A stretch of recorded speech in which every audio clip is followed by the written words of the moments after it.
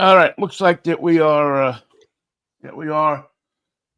live in some shape, manner, or form. It's Mikey and Vinnie, Michael Knight in New York. Vinnie on And a it's a Freaky Fractious Friday. thank you because I probably still don't. I'm not sure what day it is, Well, Michael. Vinny's been under the weather, so we're glad to see you back in the pink, Vin. We missed you Thank you. for Monday and Wednesday. I'm also glad to see that the medical community, after thousands of dollars and 15 minutes of analysis, has figured out that maybe, not for suredly, what you have to watch out for now in life, Mikey, Yes. is and I give this the fair warning to everybody in the medical consuming community because that's what you have out there. A popular thing now with the way and hospitals aren't done on funding or hospitals aren't done on need anymore. They're done on how much they figure they can get out of the federal government. So what that says is that there's an empty office building sitting on a corner of Hollywood and Vine. And some hospital director, as you've probably seen in a TV show or two, decides that it would be a great place to put up what they now are, from what I understand, are phrasing a pop up emergency room. Now, it's Well, that nothing sounds like, pretty exciting. I wouldn't want to yeah, miss it's that. nothing like the emergency room you and I are used to, where, ambulances roll in and say, we're going to take you to the hospital. And they come with a shovel and they take what's left of you and put you in the van and stroll you off to the emergency room. No, this is an emergency room that has been put in an office building that didn't pay their rent last month. So the signage from the old place is still in there. It just has a banner, one of those quick sign banners taped up over that. Biff That says Jiggerman's data emergency room. processing. Yeah. And they have a supply of these. Yeah. And they sit you down and they get all the information they can from you, and then they proceed to do what emergency rooms do. And that is gain access to a computer that tells you who you're insured by, what type of insurance Not you what you've have, got, just your coverage. just your coverage. Once they figure out your coverage, then they figure out if your coverage matches with their coverage of the people they like to treat. They want to see if you've got. They want to see if you've got what they've got. Right, but not medically. I mean, I think the PDRs and the different medical books have been stored away somewhere in a back room somewhere, and we'll get to that later. Let's find out first what coverage you have. If you're one of us, if you're in our gang, then we'll sit you down for a half hour. There's one emergency room that will sit you out in the hallway. It's They comfy. turn your hallway. You'll be fine. Into We'll the be right with emergency room. We'll be right with you. Remember the lobby you used to go into to wait for somebody? Excuse me, is my cousin Ed here? I think he's been shot, stabbed, and some other things. And they say to you, "Oh yeah, hang out. Yeah, we'll look him up." And usually some old lady with an over smock coat with a flower on it. A pink lady. Yeah. Says to you, "Okay, let me look that up for you." And she looks at the register and says, "Oh, yeah, he's in room 902 or 605, or he died a half hour ago." You just missed him. You shouldn't have taken, we told you to take the streets. You took the parkway. That's what happens. Yeah. Well, they've taken those areas now in this one hospital that we have here locally, called, and now call it the emergency room. They went down to the used furniture. What was the used furniture place we used to have? I think it's still here, Ducky's. They went down to Ducky's and they got themselves a couple of dividers and some chairs and a couple of cabinets, and now that's where you go for your medical treatment. We owe you no better than that. This is America. And baseball season has just begun. And baseball season, meanwhile, of which, me, I'm an absolute fan of baseball. I live for opening day. Well, don't live for it yesterday. Don't take that off your plans. Else we're going to make sure you don't see that. The Mets won, didn't they? Yes, they they beat did. Cleveland. No, Well, no. the Giant. No, the Mariners lost to Cleveland. The Mets took apart The defending Pirates. Cy Young winner Paul Skeens. I think he was gone in the first inning. So Just wasn't his day. To Met fans, this is the best battle of the war.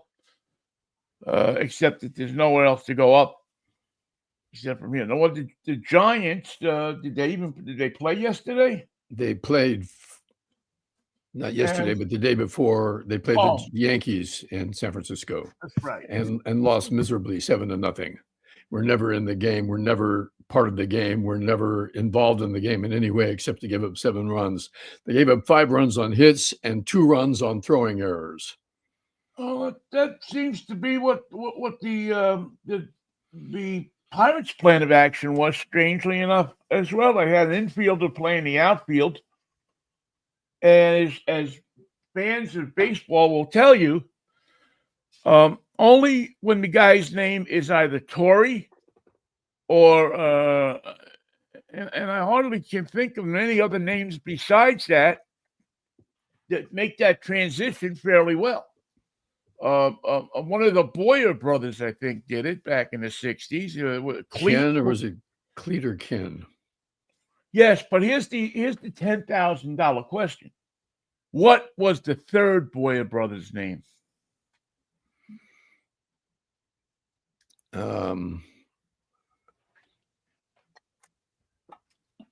was a Cletus, and there was a Kenneth. But there also was a third Boyer brother. Bobby Bonilla Boyer.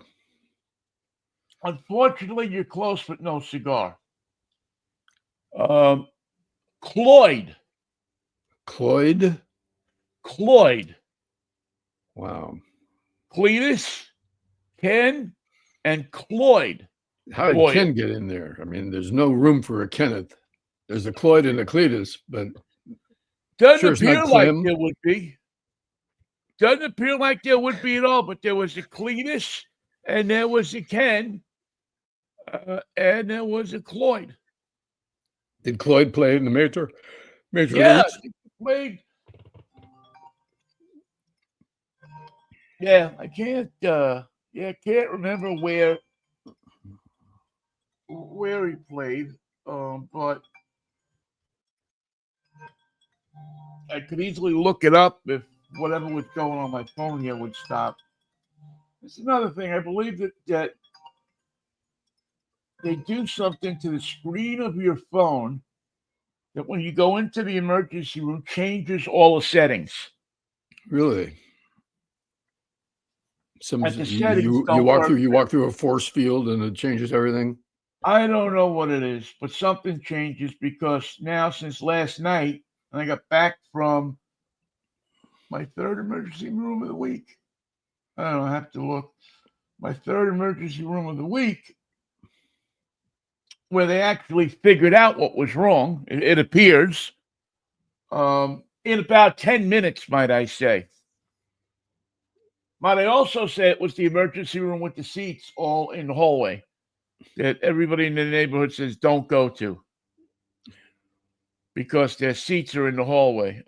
Lesson learned is, many MASH units treated soldiers in the hallway. So what hospital finally gave you a medical treatment? Swedish in Edmonds. They had their seats out in the hallway there, like they said they would. But I was seen I don't know. I want to say 10 minutes within walking into the place, And they figured it out just like that, finally? and a couple of blood tests and an X-ray. And they came back and said, "Yeah, we think you have the gout," and got that pretty much straightened away. Take this pill, take that pill. We're going to give you a shot here. It's going to knock you for a loop. Don't make any plans for a day or so. If you have anything to do that's outside of the loop, don't do it. This is going to Don't be do only it. for stuff in the loop. Relax. We'll get to you, and we'll be okay. And were you better? I'm here. This is about as good as it's been since Yeah. in the last I don't know, since my sister got up here. I could use a cup of coffee, which I believe she's going to run out and get at some point. But no, they were good. But and again, it wasn't without fault because there's another link in this chain of emergencies. Mm-hmm. This new called urgent care. Yes. Now, if you take apart that name emergency, somewhere in there, the word urgent sits. I'm sure they have that in Southern California too. It's a way of getting your money before they get your money. It's a plan. Sounds like a plan. You go into the urgent care, and then they deem from the urgent care that you may need emergent care. Or true care. Actual care. True care. Actual care. But they're not going to tell you right off the bat because the liability lawyers won't let them. So anyway, we were first instructed to go to emergent care. No, to urgent care. But then we got the standard department store line of, well, we don't know why they would have sent you here. You belong there, which is a half a block walk down the street, which is always good to take when you're in pain. It's like when they make you have an X-ray when you need an MRI. Got to have the X-ray first. Why? Oh, it's just procedure. There's no why, and we're not even going to look at the X-ray because it's not going to give us the image that we want. So we have to do the X-ray, and then the insurance company will okay the MRI, and then we'll actually get the imaging that we need to diagnose your problem. Well, it was a stunning turn of events. Wow, that's very amazing. Here's a woman that hasn't called me back in a year, and all of a sudden wants to talk to me. She's an urgent care nurse. This is the best one. You see, it's Swedish. What they do is when you're old and feeble like me, they assign you an assistant. It's somebody to help navigate you through the different hallway. things that go wrong in a relationship between a hospital and a patient. Right. And they're supposed to call you every month or so and check in on you. How you doing? And can we help you? Can we get you?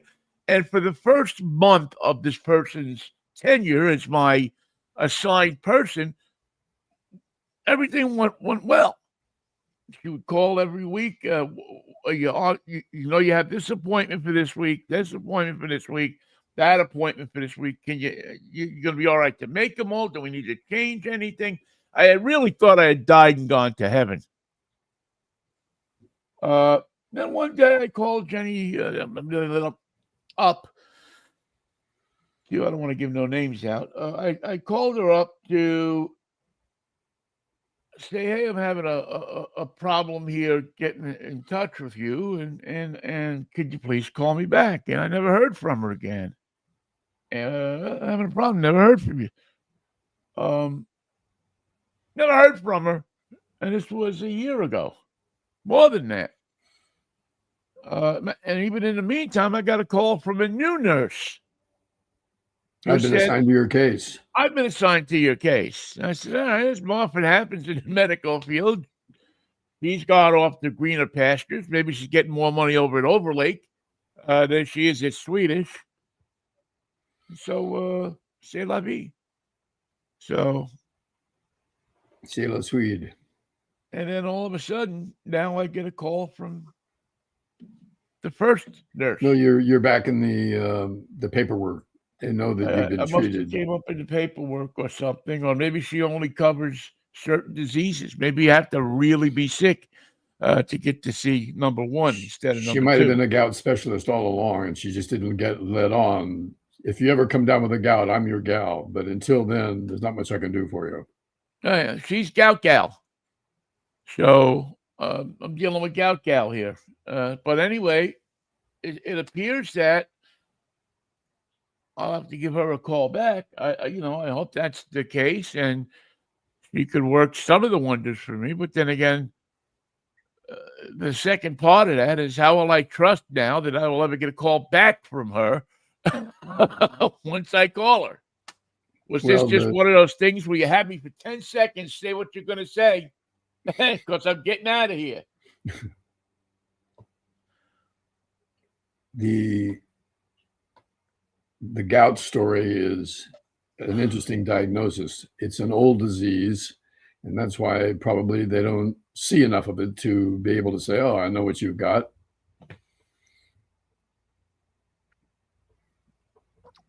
I wonder how many times it's misdiagnosed as something different. I mean, it's an old disease, but has it stopped happening to people? And now because Bobby Kennedy is the head of the what is he the head of? He's the head of the misdiagnosis department. I believe that. Now he believes that that is the next disease that deserves a comeback. So,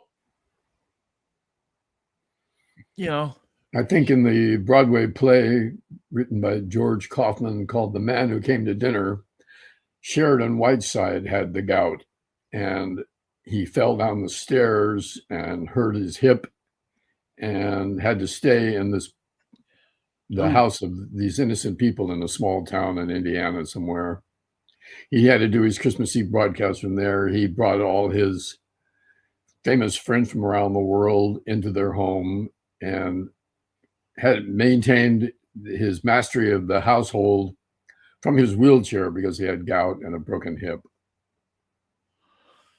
Yeah, I never even. So if you run into Dr. Sheridan Whiteside, steer clear, take a sharp right and or ask him questions. The other thing would be to find out what his deal is, or I guess not. I don't know. Can I go with a game time decision on that? Of course. So anyway, here I am. One happy opening day, one sad opening day in the books, and an opening day for many with baseball's newest plan to make itself invisible to the average person. To put it on Netflix. Is to put the opening game, because now they have figured out that many people believe the opening day game as the what do they call them? Keystone events, they used to call them. You had your All-Star game, you had your World Series, you had your different types of events, and those were the keystone events of baseball. Mm-hmm. And the playoffs. Did I say that? Playoffs, All-Star game, World Series. Opening day was in there, but it wasn't. I mean, it kind of was and it wasn't, because you had to take off to get to work from work to go to opening day, and not everybody was willing to take a chance of getting fired. Because it was a day game for the most part. Right, it was a day game, but now we've turned them into these nighttime maximum viewing. Nighttime viewing, where you can go and they have these incredibly really bad announcing teams. Well, they that don't work. are Netflix doesn't have a sports department, so they have to hire 3 people to get together that have never worked together, and the outcome is not inspiring. You right. don't get your own announcers. You don't get your local announcers. You don't get to choose. That's what they should do. You could the show's there. If you want to see the Yankee broadcast, it's available. If you want to see the Giants broadcast, that's available. If you want to see 3 guys who don't know how to call the game together and have nothing to say to one another and do not represent either team, why would you want that? But that's what they offer you. Well, and the great and the great thing is you have that choice that makes you feel like you have somebody to blame if everything goes wrong. Um, Well, I'm sure. I had CC Sabathia, Hunter Pence, and some guy I didn't know who was calling the balls and strikes. Yeah, and really, that's the reason we lost. And that's the reason I couldn't get my car started in the parking lot afterwards. But we'll go on Saturday to a game that's a game, and we'll see what's happening there. And it won't be Hunter Pence. It'll be who is the Giants this year? Krukow. Is it the regular? Did they make a switch in the Giants? It's still Kruk and Cup. Did they at some point bring somebody back for a game? Kuiper is there. Was there somebody else that got pissed off? Mike Krukow did not do the preseason and only does home games. Okay, I know there was some kind of switch. Then they have John Miller, and they have the guy from ESPN. Matt Versagian? No, the kid that went to Stanford. He's not a kid anymore. Oh, yeah. Yes, he was an intern many years ago. Now he's a go-to guy. Yeah, not Brody. Marky Markson. No. Give me a second and I'll get it. Yeah, he's got an interesting name too. It's like I can't just get it off the top of my head. Maxie Maxon or something. I forget. Anyway, it's a pretty sturdy lineup for the Giants in terms of balls and strikes and coverage. Anybody working for the A's? Or do they just show the pictures? I don't think the A's have a local broadcast. They may be on the game. Yeah, I think they're on the game. I think I've seen that. But do they have a TV? No, because this is their second year in Sacramento, and it's worse than last year apparently. So they don't even have the A's. Don't even have smarts to say we're going to Las Vegas next year. You're going to want to get to know us. So let's create an image and start to get people in Las Vegas interested. Maybe we'll give the scores and points instead of this is okay. It's now a 5-over lead for the spread is now 6-2. I can't tell you the score because that would spoil your gambling. So I'll just say that it's an interesting game and FanDuel is open for business. You would think that the director of broadcasting of the A's, if they even have one, and if they're not, the job is open. We're available. Make a deal. Would you make you a deal? We don't even have to do it full time. You don't even have to get us insurance. We got Social Security, right? But it just appears that they have no. I don't know, how do you run a ball club? Remember Andy Dolich? Yeah. I mean, that freaking guy knew everything that was going. He knew what every number 2 pencil in the Oakland A's closets were. I mean, Andy Dolich was. I mean, that dude knew it. He had it all right in his head, man. You talked to Andy Dolich for 10 seconds, and you knew more about the A's than Charlie Finley did. Probably more than Charlie Finley ever wanted to know about the A's. But this new ownership group, these people that run, who I don't even know who it is now, Fisher? The Schmedley Group. The Schmedley Group. They don't want to know anything, I guess, until they get to Oakland, right? I mean, till I get to Las Vegas. And they just assume that there's going to be an American League fan base there waiting patiently for them. Seems like that's what they think. With bated breath. They're the only baseball game in town, so you can be an A's fan or you can forget about it. Seems like we own the game. Or it can be a Giants fan like me and just wonder why you bother. Which would not be an incorrect, after all of this time, would not be an incorrect diagnosis, would it? No, I'm afraid not. As a fan of the Giants, I've got the gout.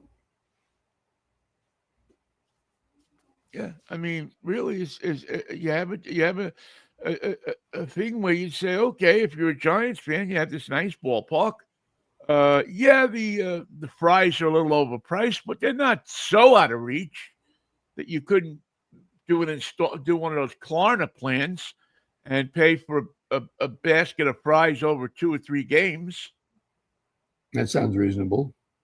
And so on and so forth. And what I'm looking for here right away is I want to be able to show you that something that my my beautiful daughter and my lovely ex-wife decided to do this year. As you know, they're pretty good baseball fans. My ex-wife, Judy, more of a baseball fan than my daughter. But they decided that they would go see what opening day is like in Japan. And so yesterday, traveled to, not yesterday, traveled a few days ago, but went to Tokyo to see what goes on in Tokyo for opening day. And were they pleased? This is a little bit of what they got to see.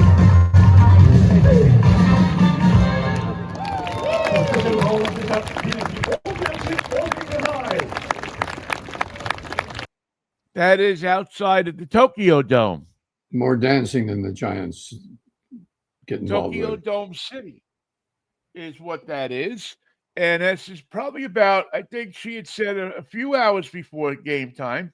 I'll give you a couple of different things just from a short observation.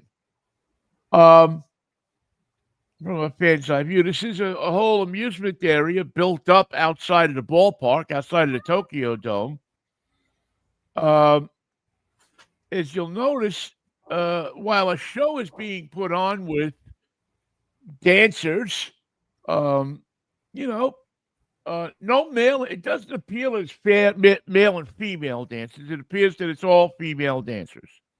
So we don't have the problem of, the whole thing that tends to go on of well, we have to have an equal amount of female dancers and male dancers, and these are the dancers. Shut your mouth and watch. And people seem to be accepting of that. Doesn't seem to be people like fighting with each other. We don't see beer cans being thrown around. We don't see people. It's a happy crowd. Dressed in drunkenness, as I like to call it. We see a bunch of people nicely dressed in different types of attire. They do have the Tokyo. I forget what it's not the. the Giants. They got I forget which. Of course, they have like 6 different teams in Tokyo or something, or it's prefects. Anyway, bottom of the idea is everything looks pretty orderly, you know. And then and as I said, it's like 4 hours before game time. The food, from what she said to me, was pretty well. She hasn't sent me pictures, the time difference. But she did send me one picture that I think said it all. Well, I want to tell those Tokyo players that if they have a good year, they can come and play in California for big money. Yeah, well, that's what's actually turning into a bit of a problem there. Is that it's been a problem for a while, and the problem is that the players now are starting to get popular, as they have been for many years. Ichiro probably the most of all, and now they're upset that they are becoming stars and taking off for the United States, getting posted, and the teams are making money. So if you have a low-end team in the Japanese, I forget if it's the A League or because they have a couple of different leagues there that you move through. If they decide that they need money, they take their best player, a good player, and post them. And if they're a good player, or not a great player, even a decent player, the major league club that wants them must pay a phenomenal amount of money to that Japanese team. Bidding wars to get erupt. Their services. And so they're not exactly happy about that. The fans, I say. Change the financial territory that they play in. Right. And what's the sense of fans getting invested in a player when you know that if he gets good, what's he going to do? He's going to take off and he's going to go play for the Yankees or the Mets or the Mariners or whoever the club that the Cubs, the Kansas City Royals. I mean, there's there's no end to what team that they might play for. No honor among thieves. Well, there's no like, we're Japanese and we're happy to be here and we make a lot of money here. We'd be happy just going back and forth to watch our, play our game here. But no, the goal now for the Japanese players seems to be to get the hell out of here. So I don't know. It's not creating a great environment for for a lot of Japanese players or the fans. What we just saw with the international play, Vinnie, is that the teams from Dominican Republic and Venezuela have excellent teams and they have a lot of talent. So it's not just the Japanese guys who are looking for a better job. It's anybody playing ball right now at that level who can make it to the next level. But the Venezuelan players, the Cuban players have a special situation. But most of the Hispanic players, most of the brown players have to go through some kind of process of a draft. Their futures are different than those from Japan. Their futures are quite different than the Japan, even the Korean players. Go through Giants have a great process. Younger league. So it's a very odd situation that I don't think benefits everybody equally. What country you come from benefits you in a different way if you are a baseball player.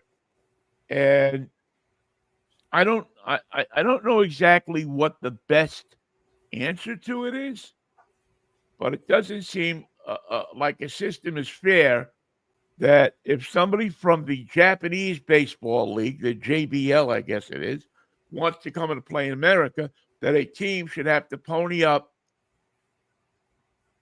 $50 million for a player that you don't even know how he's going to turn out.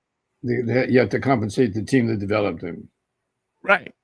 You have to compensate them, and you don't know how they developed them. You can send scouts to look at them and this and that, but you have to do this process called posting. And maybe you'll get them. Maybe you'll compete with these other teams and get them, and maybe not. And maybe you'll lose a whole ton of money. So it doesn't seem to me to be very fair uh, for, and I can't believe I'm going to say this, the Major League Baseball teams. It seems fair for everybody else is making a dollar. The agents seem to be making a dollar off it. But if you're a team, I guess they've had enough good players come out of it that it's worth it for them. But boy, it doesn't seem well for the Hispanic players. Doesn't seem like it bodes well for American players. Coming out of college, they have a disadvantage. Yeah, I would think so, because where is the club going to put their money these days? Into a player that's trained through a farm system where they've been in there 7 years and they can immediately come to the major leagues and probably make an impact? Or are they going to take some kid out of college who is good, but still needs 4 or 5 years of seasoning? Because we know that baseball development is much different than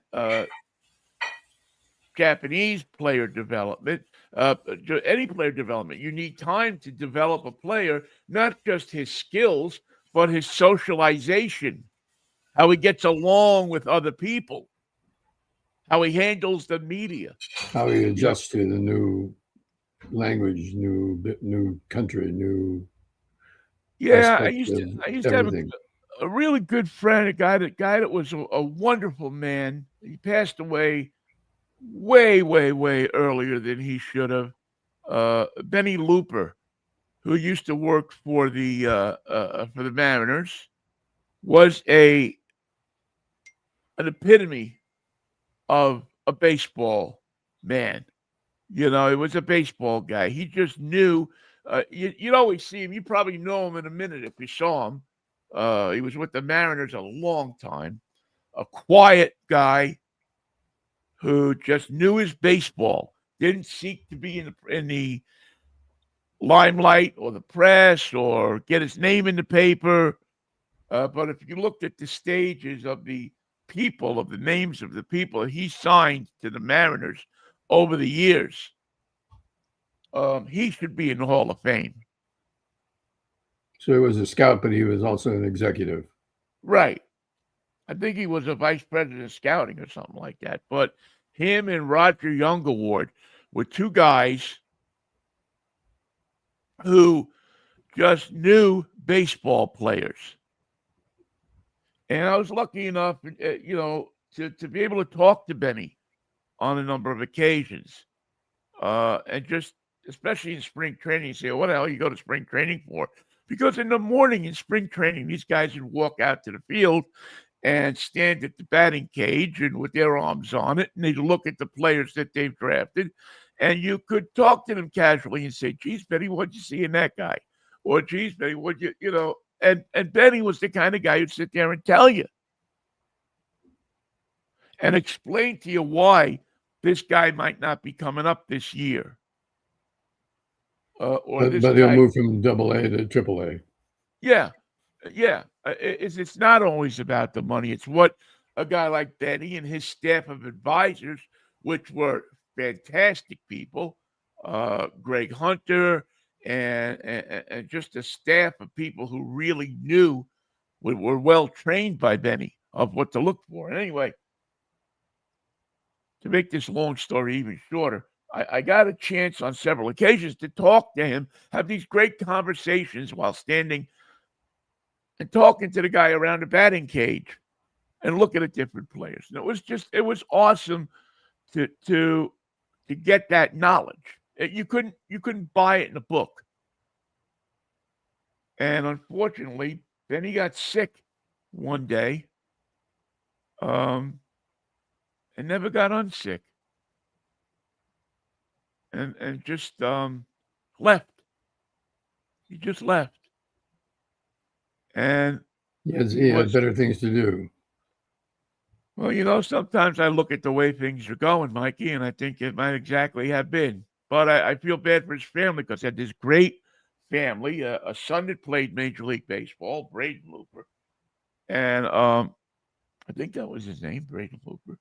And just a guy that I just think of around every opening day for the kind of guy who he was one of those guys. I always say this about guys like him, John McLaren, who is still with us, thank God. Chuck Cartier, who's no longer with us, former manager of the Mariners and the Mets. But guys who were willing to give you a couple of minutes, even though you were nobody. You didn't play the game. You didn't coach the game.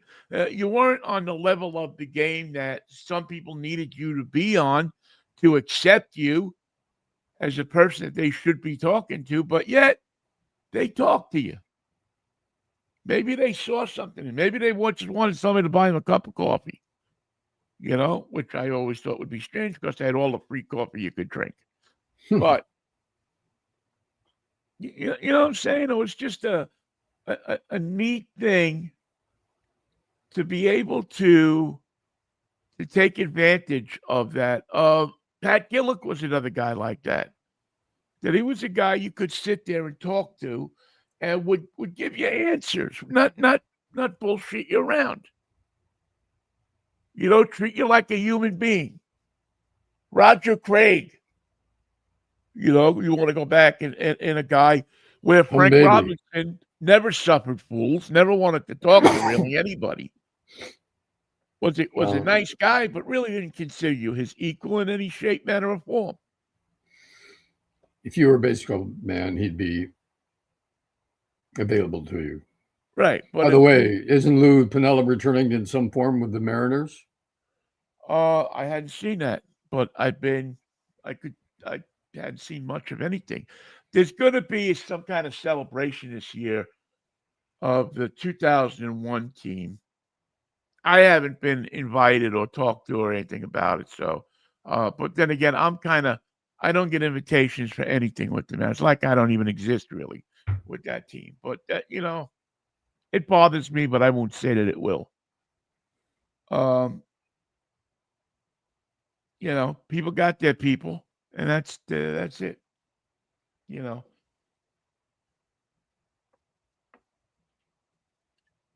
I'm sure that. Well, hey, Vinnie, what are you driving this week? Probably nothing. The ambulance is what you were driving. Well, no, actually, I just got it delivered yesterday. I haven't had a chance to walk out and look at it, to be honest with you. But it's the long-awaited Volkswagen Tiguan. The Tiguan. And I moved it from one parking space to another, and that was about it. That's all I really felt comfortable driving the last couple of days. But I'm up on my feet again today, and I will get in it and do a little driving, see how it at least works the streets around here. Let Marianne drive it, and you can just be the passenger and yell at the pedestrians. That might get the hell out of the road. That might be a pleasure. Shaking my cane out the window at them, so I look like an actual old man. So you look like a threat to their security. Yeah, but you know what? Volkswagen frowns on that kind of thing. Yeah, I can see So, I see the point you're making. yeah, they don't want you to do much of that. So what I will probably do is get in it at some point a little later today and drive it and send it and or send it around the block a few times and see what we have here, because everything I've read about it say that it's a spectacular little vehicle. It's the Volkswagen that not a lot of people know about, and they should. So we'll do that. You see it and you think it's a Kia or a Toyota or something. Well, yeah. I mean, Volkswagen unfortunately hasn't had a lot of luck lately with their vehicles. They've not they've not they've just had problems either in their marketing or in their ability to uh, build and get the word out there about their vehicles. Thank you. So hopefully they'll have a little more luck with this thing, because they are good vehicles. I like them. I got a lot of good things to say about It's a Volkswagen. crowded marketplace. It's a ridiculously crowded. There's more coming, because it's only a matter of time before the Trump people accept the envelope from the Chinese and let them into the country. And when that happens, it's not going to be pretty. When that happens, it's not going to be something you're going to, So Donald needs a cash payoff. in however it happens. Maybe it won't be a cash payoff. Maybe it'll be, well, we won't, we will put our troops in Taiwan if you let our automakers It's a simple deal. come into New Mexico.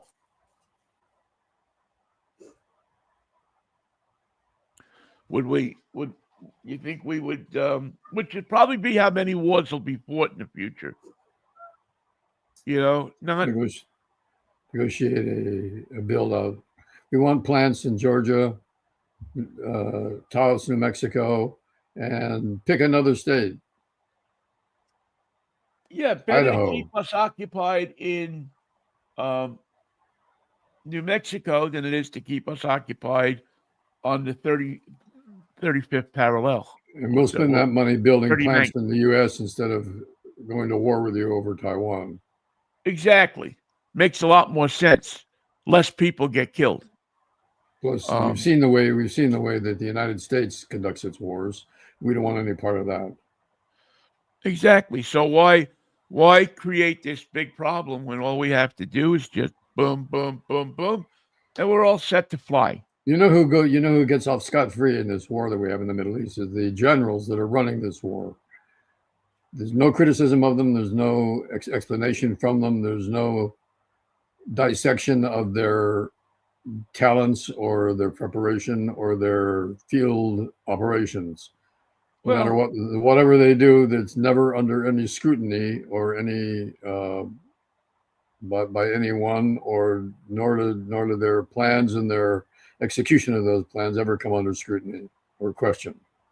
well, you knew that was going to happen when Country Joe McDonald died. Give me an F. Eh. Give me a U. I No, mean, just really. all you get is the F. Yeah. You I paid mean, for the U, the C, and the K, but all they delivered was the F. now instead of young guys like him, you got young guys like Elon Musk or this putz that runs what's that big company there with the face in the book? You got them. Meta. Yeah, you don't have anybody who's willing to stand up. You don't have a Country Joe McDonald out there. Matter of fact, the only guy that's really at the moment that's not it's a big artist that's standing Bruce. up against all of this crap is Springsteen. Right. And he said he's going to do it no matter who's with him or who's against him because he knows where his audience is. Right. And he's right. I mean, I don't think, but again, his audience though is, if he wants to keep his audience, he's going to have to do something about his crazy ticket prices. Well, he was going to retire, but now politics and music have intersected once again. Well, a good thing about politics and music, Michael, as you've seen many times, there's something about it that enlivens you. There's something happening here. Right. And it's not exactly clear. Never is. There's a man with a gun over there. And he's coming here. And here, and here, and here, and here. And he's not, he's a Pete pig. He's a Pete Hegseth. Boy. Who really just has no clue. And isn't bothered by it. He's so comfortable being ignorant that it's amazing. And nobody's bothered by it, it seems. The president is not bothered by it. Nobody's bothered by the fact. Well, he's a good guy. He must be good. He's a Fox host. But he's Donald Trump he must know what the fuck he's talking about. Trump let us in on a secret yesterday that is the root to all our problems, and that is he doesn't care. And he said so in exactly those words. I don't care. But you're at war, and you have gas prices, and you have elections coming up, and the midterms are going to decimate your party. I don't care. Did you think that was a secret? No, it's pretty obvious to me. Yeah. Did you? And guess who else doesn't get? And the Republicans who support him don't care either. Yeah. It's unbelievable how many of them don't care. They're only there for the money. That's all. They're only there to build an emergency room that isn't an emergency room for money that they can get out of the government. What about the ballroom? Can they use that as the emergency room? Can it double as anything else? They did. Was it the War of 1812? Yes. Where they used it as an emergency room? It was a great war. A hell of a war. It was a good war, that War of 1812, because it ended all wars, didn't it? And they named it in such a way that you can always remember when it happened. Well, they used to name wars like that. They used to say the Spanish-American conflict of 1898. And you would know that war happened in 1898, and it was between the Spanishes and the Americans. Easy peasy, right? Plus, you can get a T-shirt with all the information on it. You can always reference to that. Front and back, where it played, who got killed in it, and everything. Just dial Trump, and he'll get you one.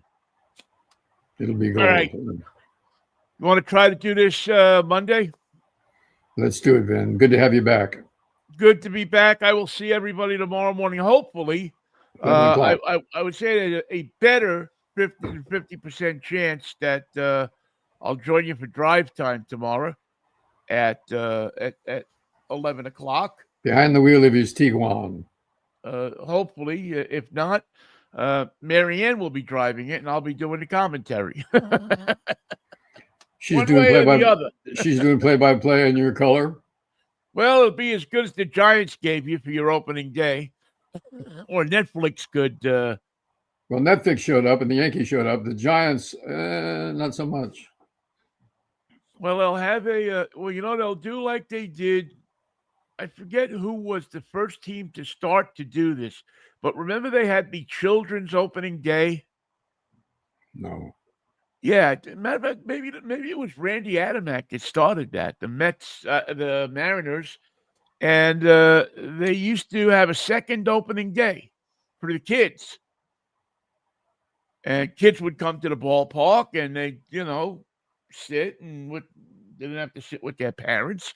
Remember when you went to a baseball game with your friends and you didn't need your freaking parents to go with you? You got like a bunch of your friends, and you got on the subway, and you went to Shea Stadium. You snuck in. Those are city kids. Then those are city kids. You didn't do that in the suburbs? No. You mean you weren't allowed to go to a game without your parents? Weren't allowed to go anywhere. How the hell did you get anywhere? Well, where are we now? We didn't get anywhere in all that time. That explains more than I really wanted to know. All right. See you on Monday if the Lord's will and the creek don't rise. Have a good one, Michael. Take care of yourself, Vinnie. I insist. Thanks, man. Talk to you later. Peace, love. Smith Brothers cough drops and Manischewitz. What a wine. Okay. See you, Mikey. Take the rest of the day off. Thanks, pal.